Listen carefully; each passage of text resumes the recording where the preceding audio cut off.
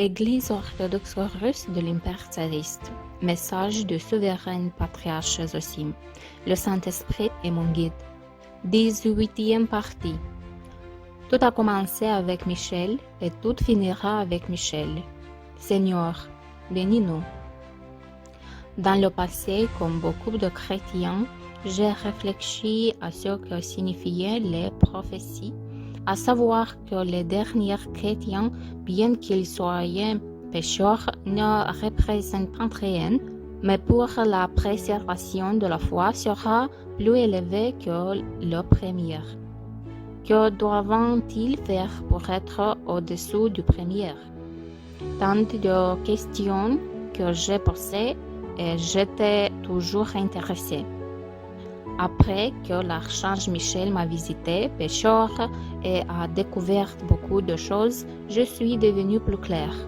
J'ai aussi souvent réfléchi aux prophéties des derniers jours, où il est dit « Michel a commencé, Michel et finira ». Ensuite, l'archiviste des forces célestes m'a expliqué que ceux de cours à cette prophétie sont liés à lui. Дорогие друзья, советую вам помолиться Господу нашему Иисусу Христу и не подгонять, как фарисеи подгоняли слова, и как вот часто от многих от вас я слышу такие вещи, что когда царь придет, никто не будет знать, откуда он, что он и как он и так далее. То есть вот то же самое говорили и Господу нашему Иисусу Христу. Мы тебя знаем, и братьев твоих знаем, когда придет Мессия, никто не будет знать, откуда он. И все слова один в один то же самое повторяются. И видно, что люди пытаются Богу навязать свою волю, понимая пророчество так, как они хотят его понять. А архангел Михаил сказал: «Ты слышал, что сказано, что будет первый Михаил и последним Михаилом закончится? Вот я войду в твое сердце». Это в духе сказано. Поэтому, дорогие друзья, спасайтесь. Хочу вам прочитать некоторую, как вам сказать, когда мне было совсем тяжко, у меня еще раньше была такая небольшая молитвенная связь с архангелом Михаилом, когда я даже не представлял, куда я, какой дорогой пойду. И я молился ему. Мне Господь тогда благодати подавал, а когда Господь отступал, бесы нападали. И мне так в груди это мучило вообще, вот такое тяжкое состояние было. И я написал стих молитвенный такой архангелу Михаилу. «Архистратиже Божий Михаиле, молюсь, о Боге, раб тебе, спаси меня от жуткой боли, что мучает меня в груди. Не допусти лукавого смеяться надо мной, ленивого и грешного. Помилуй меня, архангел мой». Спасайтесь, дорогие друзья. Храни вас, архангел Михаил, всех. С нами Бог. Аминь. Hier, 18 septembre 2025, j'ai vu le Saint-Archange Michel qui nous a tous réconfortés en révélant pleinement les mystères des derniers chrétiens, complétant le passé. J'avais une telle joie dans mon cœur. Je ressentais et admirais sa beauté et sa force. Puis il est apparu à nouveau et n'a plus rien dit. Mais s'est ouverte alors que la folle fédération s'effondrait afin que nous soyons fixés et ne nous inquiétons pas. Aujourd'hui, frères et sœurs, en mémoire de l'archange, je souhaite dire un mot sur son nom et son action pour la défense de Dieu. Le glorieux archange Michel nous est connu à bien des égards dans la Bible, notamment pour sa victoire sur le diable et les démons qu'il avait trompés par la puissance divine. Le Saint-Archange éleva la voix pour défendre Dieu en disant « Qui est comme Dieu ?» Après ce cri, il chassa du ciel le diable et toute sa armée démoniaque. Satan tomba du ciel comme un éclair. Notre archange a été aidé par l'armée céleste, toutes les puissances du ciel, anges, archanges et toutes les puissances du ciel. Mais pourquoi les paroles de l'archange Michel étaient-elles exactement comme ça? Qui est comme Dieu? Pourquoi? Parce que le diable, dans sa folie, a prêché aussi la première hérésie, le premier mal. Il s'imaginait être égal à Dieu, le Créateur, et par là, il trompa plusieurs anges, comme on dit en hier. Et c'est l'archange Michel qui mit fin à cette folie. Par la puissance de Dieu, il chassa le diable du ciel avec l'aide des armes célestes. Ainsi, le Saint-Esprit me révélait de plus en plus, mes chers frères et sœurs, que les dernières chrétiennes seront supérieures aux premières chrétiennes, en ce qu'ils participeront au prototype des armes célestes. La chose est que le dernier roi, il sera dans le pouvoir et l'action de la providence de Dieu, qui n'était pas encore sur terre, mais était seulement au ciel. Et les croyants qui sont avec le roi orthodoxe, ils sont comme un prototype de l'arme céleste. Et tout cela est dans le service, non pas dans les pécheurs eux-mêmes, les gens des derniers temps croyants, mais dans la providence de Dieu, à propos des gens dans le service lui-même, mes amis. Car ce qui est arrivé autrefois au ciel, le diable a désiré être égal à Dieu, et à cause de son orgueil insensé, il a été précipité du ciel comme un éclair, devenant un esprit impur, abandonné de Dieu pour son audace. Et comme il est dit, dans les derniers jours, il se produira quelque chose qui n'est jamais arrivé sur terre. Ce diable choisira un homme par l'intermédiaire duquel il tentera d'accomplir ici-bas ce qu'il a échoué à faire au ciel, promouvoir l'égalité de Satan avec Dieu. Et si c'est lui-même qui accomplit cela au ciel, le diable lui-même, alors ici-bas, il voudra le faire par l'intermédiaire de l'homme démon, d'où son nom de fils du diable, de bête, etc. Ainsi, l'Antéchrist révèle qu'il est l'œuvre de Satan. Sa tâche principale est de promouvoir l'égalité des religions partout, en particulier parmi les fidèles enfants de Dieu, les orthodoxes. Car il est inutile que les démons parlent d'égalité entre des sectaires qui adorent déjà le diable.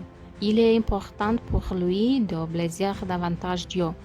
C'est donc dans un pays orthodoxe que ce Satan va promouvoir l'égalité des orthodoxes avec le satanisme, par exemple avec le judaïsme, car tout le monde sait que le diable, à travers les Juifs, a tué et crucifié le Christ, sa nature humaine, notre Sauveur.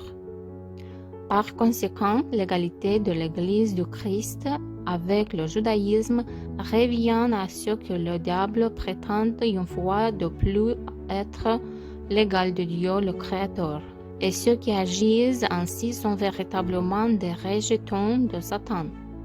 Mais à ce moment-là apparaît Élie le prophète, le dernier roi de Dieu, préservé par le Créateur tout-puissant. Et c'est Élie qui proclame ici-bas les paroles que l'archange Michel avait déjà prononcées contre cette égalité démoniaque. Qui est comme Dieu? Qui peut égaler le Dieu des dieux, le roi des rois? Personne, car il y a un seul Dieu qui habite au ciel. Il n'y a un point d'autre que notre Dieu. Ainsi parle le psalmiste, le roi David, par le Saint-Esprit. Voilà le grand mystère, mes chers amis. Le dernier mystère terrestre des chrétiens est un prototype de l'armée céleste. Élie est un prototype de l'œuvre du Saint Archange Michel, et ceux qui accompagnaient au loin dans l'Empire tsariste sont un prototype des puissances célestes. C'est pourquoi tout a commencé avec Michel, et avec Michel tout finira. C'est pourquoi les dernières chrétiennes seront plus grandes que les premières. Il y a une guerre spirituelle sacrée qui n'a pas encore été et ne sera pas sur terre. Comprenez-vous, mes chers? Maintenant, dans 3 parties de la terre russe et partout dans le monde, les Juifs au pouvoir et les traîtres ecclésiastiques ont légitimé l'égalité des religions, c'est-à-dire l'égalité du diable avec Dieu. Et ils le font ouvertement, affirmant que le judaïsme est sur un pied d'égalité avec la foi chrétienne, c'est-à-dire avec Dieu. C'est un blasphème contre Dieu, qui n'existait auparavant qu'au ciel. C'est pour cela que Satan et tous ses démons ont été chassés. La terre entière est devenue un prototype de cette guerre céleste, et les hommes sont divisés. Ceux qui sont avec Dieu et ayant rejeté l'égalité démoniaque deviennent des prototypes de l'armée céleste, et ceux qui, pour un morceau de pain et une position mondaine, restent avec les traîtres, ils seront des prototypes du diable et des démons. Et comme le Christ l'a dit, le diable est tombé du ciel comme un éclair. Donc ceux qui sont ici sur terre avec l'antéchrist Poutine, ils auront tous le signe Z, le signe de l'éclair. Alors mes enfants, réjouissez-vous, car grand est votre service, grand est le prototype. Cette guerre, elle est sainte, et contre le diable, contre l'égalité des religions. Avec Dieu, tout est simple et clair. Quiconque veut comprendre verra que la Fédération de Russie et le patriarcat de Moscou sont tous dieux sur un pied d'égalité religieuse. C'est la rêve du diable. Fouillez mes chers, et vous, réjouissez-vous, car chacun comprend que personne ne l'a expliqué avant moi. C'est pourquoi celui qui ne m'accepte pas devra rejeter la vérité pour laquelle je vous écris. En réalité, Dieu seul m'a sauvé de cette maudite égalité. Tout cela est pour vous, chers citoyens, car ceux qui possédant des papiers ont tous prêté serment d'allégeance à l'article 29 de la Constitution qui prône l'égalité des religions. Et par leur passeport, ils ont prêté serment d'allégeance à cette égalité démoniaque. De même, des ecclésiastiques d'adoration officielle du monde entier promouvant cette égalité des religions. L'état démoniaque des gens persiste toujours. Par exemple, Dieu lui-même dit aux Juifs qu'ils sont du père du diable, et ceux-ci, dans leur folie, répondant à Dieu. Non, ce n'est pas cela, affirmant qu'ils adorent Dieu et ainsi de suite, en attendement évident.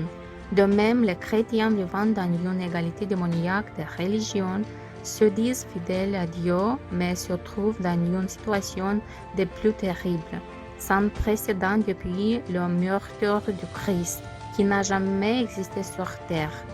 Aujourd'hui, les chrétiens vivant dans l'égalité des religions sont un prototype de l'état démoniaque pour lequel Satan et ses démons ont été chassés du ciel. Mes chers, vous n'imaginez pas la chance que vous avez. Je vous en prie, échappez à cette trahison. Et vous, mes amis fidèles à Dieu, réjouissez-vous, car si c'est la vérité qui vous est dite, alors cela signifiait que c'est un temps de consolation, un temps de la grande bataille. Si seulement les gens savaient ce que signifiait être un prototype de l'armée céleste, maintenant je comprends la pression de la change qu'il entrera dans mon cœur, que nous aurons 3 ou 4 anges pour nous protéger. Et j'appelle tous les chrétiens qui aiment le Christ notre Dieu. Unisez-vous à cette grande vérité et quittez le judaïsme. Et si beaucoup n'écoutent pas, malheur à vous. Vous vous mordrez la langue et personne ne vous aidera. Enfin, nous entrons dans un combat spirituel. Rassemblez-vous près des demeures royales. Dieu est avec nous et sa puissance. Un tel combat n'a jamais été mené auparavant. Réjouissez-vous et ne craignez pas les satanistes. La vérité lève, fortifie et réjouit le cœur des fidèles. Sauvez-vous, mes amis. J'invoque le Saint-Archange Michel. Que toute cette armée démoniaque entende le cri de la trompette, qui est comme Dieu. Amen. souveraine Zosim.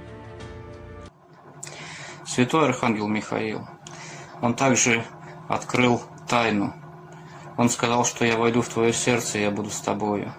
Ты слышал, что сказано, что от первого Михаила начнется, и последним Михаилом закончится? Так вот, я буду в твоем сердце. Это сказано в духе обо мне. А люди принимают буквально. Ты слышал, что сказано Серафимом Саровским, что и та правая сторона, которая будет за царя, она победит. И тогда уже никого не помилуют, никого не сошлют в Сибирь, а всех казнят. Так вот знай, что сейчас вот Господь будет опричников, которые будут собираться, тех людей, которые будут собираться с государем, на них будет благодать Божия. И Господь будет управлять так, что вот сейчас у каждого человека, говорит, идет по одному ангелу-хранителю, а будет по 3, по 4, по 5. Вам это все будет дароваться туни, не потому, что вы достойны этого, а потому что с верою придете ко Христу Господу нашему. Вот. И так как сейчас вот все бесы на земле, то и все воинство ангельское будет на стороне малого стада. Сильные мира сего, они ничего не могут сделать против Господа нашего Иисуса Христа. Поэтому, где Господь, там вся сила. Христос воскресе, дорогие братья и сестры! Делимся с вами радостью с царской обители. Господь снова явил чудо мироточения. Замироточил портрет царя-патриарха нашего Зосимы. Для верующих это очередное подтверждение и укрепление от Господа о том, что царь-батюшка наш Зосима есть истинный Сын Божий по благодати. Смотрю, надо бы заменить цветочки, завяли, засохли, поставить другие. Поставила свеженькие, вазочку отставила от фотографий нашего государя. Вазочку отставила. И что я вижу? Стоит фотография царя-батюшки нашего Зосимы возле вербы. Как было с вербного воскресенья, так я ее не убираю. И пыльца, конечно, осыпалась на стекло. И я смотрю, что на стекле потеки маслица от глазика. Черненькая такая вот капелька. Потеки мира. Слава Господу за все. За милость ко мне грешной. Батюшка наш, плачет о всех нас царской империи. Господи, помилуй, чадушек твоих, царя-батюшку. Слава Богу за все. Благословение царя-батюшки. Вот делаю короткий видеоролик о мироточении его фотографии. Да, он не канонический, но все воля святая Господа Бога нашего.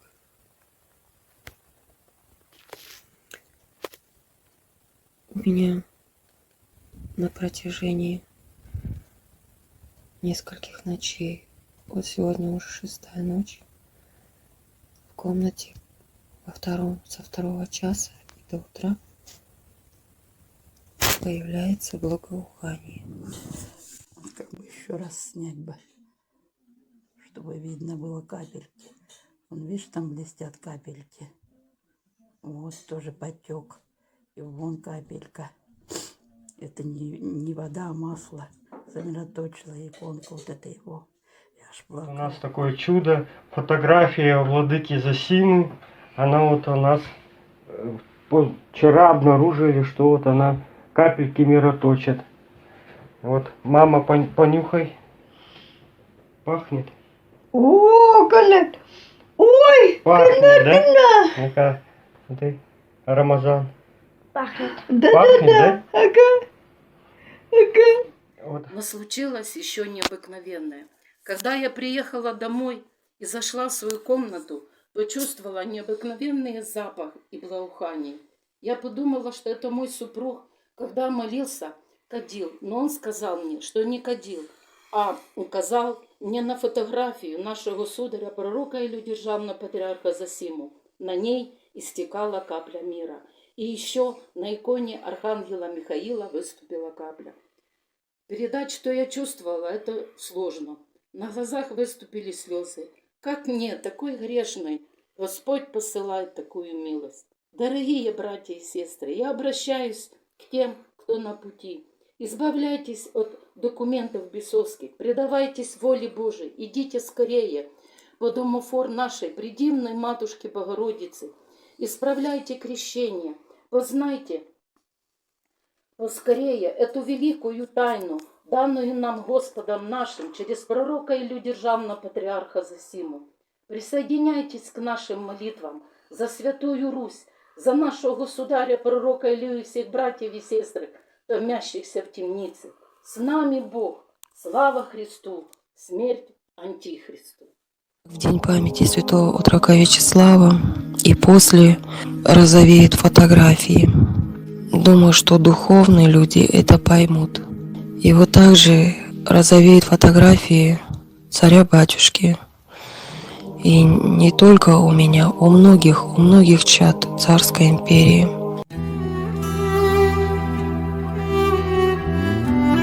У меня радость тоже. Посмотрите, порозовела.